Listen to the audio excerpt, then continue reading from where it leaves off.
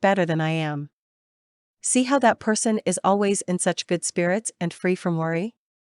Why is it that I have so many worries? That is the kind of attitude one should have. 5 is absence of greed. Do not be greedy. The way greed works is that if there is something one has not gotten, then one wants to get it. But after getting it, one fears losing it. Both the desire to obtain and the fear of losing are aspects of greed. Therefore, do not be greedy for wealth, do not be greedy for beautiful forms, do not be greedy for fame, and do not be greedy for profit. I teach you not to be greedy, but I, myself, must be greedy. However, I am being greedy on your behalf. I am greedy for everyone else's sake, not for my own sake. The greed that I have exists on behalf of all cultivators in America. What is it I am greedy for? I am greedy for a way place for you Americans to cultivate in. If you all have a way place together, you can cultivate the way. If you do not even have a way place, how can you cultivate the way? To have the way, you must have a place. And so, I have become greedy for a way place, and now it is about to appear as a response to my greed. To begin with, I was not going to become greedy, but I see that if I am not, your opportunities for becoming Buddhas will evolve a lot more slowly. That is the motivation behind my greed, that all of you can become Buddhas a little sooner. All of you should help me out with this greed of mine. I just told you not to be greedy, and now I am telling you to be greedy. But this kind of greed is for the sake of others, not for oneself, so do not hesitate to have more of this kind of greed. Greed, anger, and foolishness are known as the 3 poisons, and absence of greed, absence of anger, and absence of foolishness are called the 3 kinds of good roots. The 3 poisons: 1. Greed. 2. Anger. 3. Foolishness. The 3 kinds of good roots: 1. Absence of greed. 2. Absence of anger. 3. Absence of foolishness. We are told not to be greedy. If one is greedy for oneself, one is indeed greedy, but if one is greedy for the sake of living beings, one is not actually being greedy. However, a certain fault can develop out of this. It is very easy for people to become hypocritical, rationalizing that what they want is for the sake of all beings, when in fact they want it for their own sakes. People who have this fault can be very clever at instigating what they want in a way that others fail to recognize their real motives.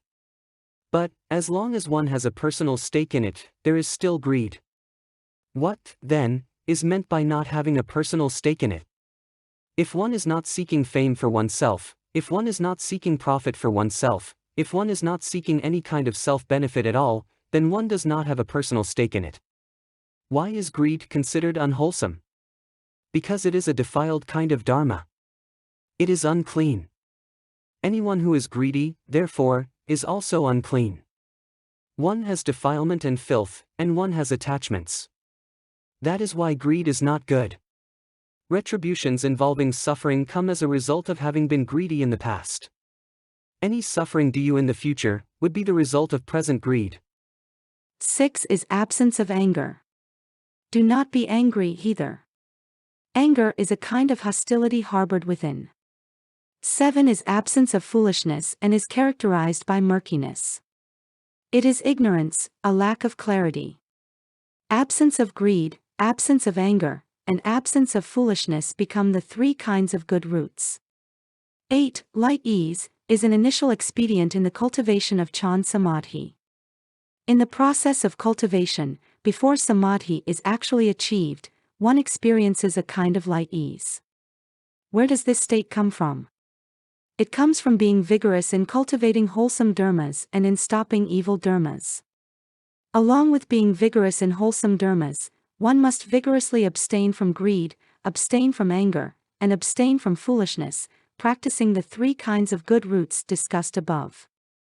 The resultant merit and virtue will manifest as a state of light ease, an incredibly comfortable feeling of both body and mind. Then, whenever one sits in meditation investigating Chan, one experiences an unsurpassed happiness, an extremely blissful state. That is what is meant here by light ease. 9 is non-laxness. Not being lax means adhering the rules. When one is not lax, one adheres to the rules and relies on the Dharma to cultivate. To never be casual or aloof at any time is what is meant by not being lax. And what is an example of being lax? During the first summer session, 1968, when listening to lectures, one of my disciples used to take his legs out of full lotus, stretch them out full length and prop them on a cushion in front of him.